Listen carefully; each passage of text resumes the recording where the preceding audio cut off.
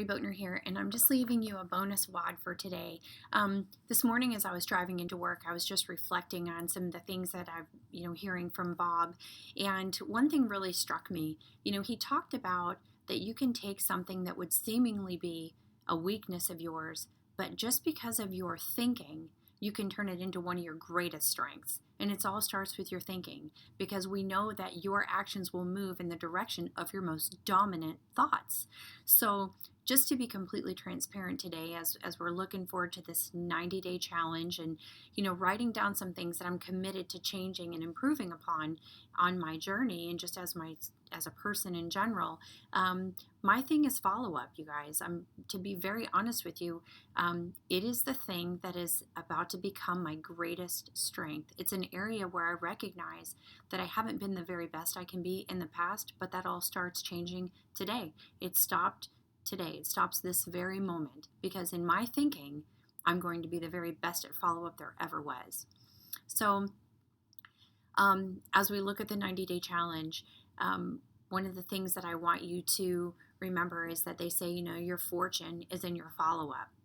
And I've heard that a lot, but as I was reflecting on this 90-day challenge and realizing that this journey isn't just about me, it's about my friends, it's about my family, it's about our team, that we're trying to, do everything that we can to help them be successful.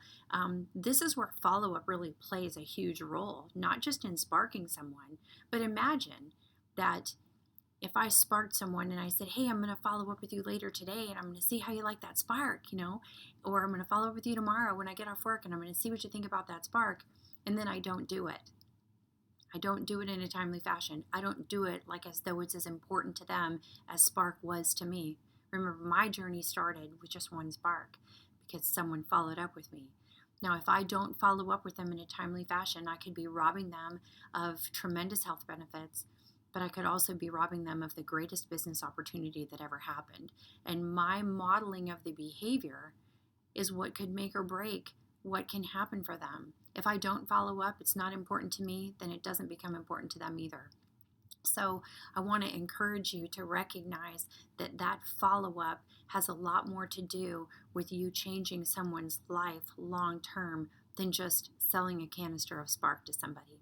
The other thing I want to impress upon you too is in the follow-up is we recognize here in this practice that when people come in for a surgery, in this office, these doctors may have done that surgery thousands and thousands of times. But for that patient that walks in door, it's the very first time they've had that surgery. So as a team in here, we make sure that we remember what it feels like to be that person in the chair for the first time.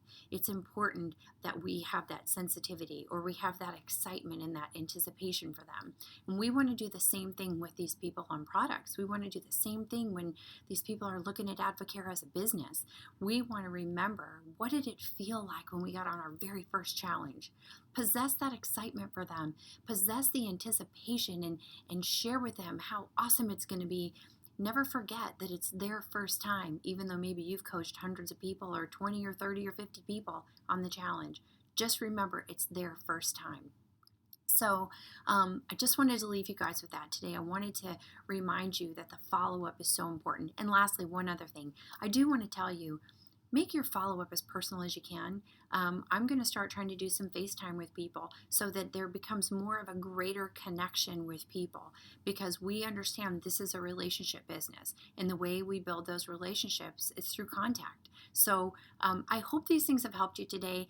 I'm excited about the 90-day challenge. I'm excited about changing some things about myself and improving myself so that I can be a greater example for those people that come along, whether they're on products or they want to build the business. So take that inventory for yourself. Challenge yourself to be more, to be better, to be greater, so that you can lead other people to their greatest future in health and wellness and their finances. God bless you all, and have a beautiful day.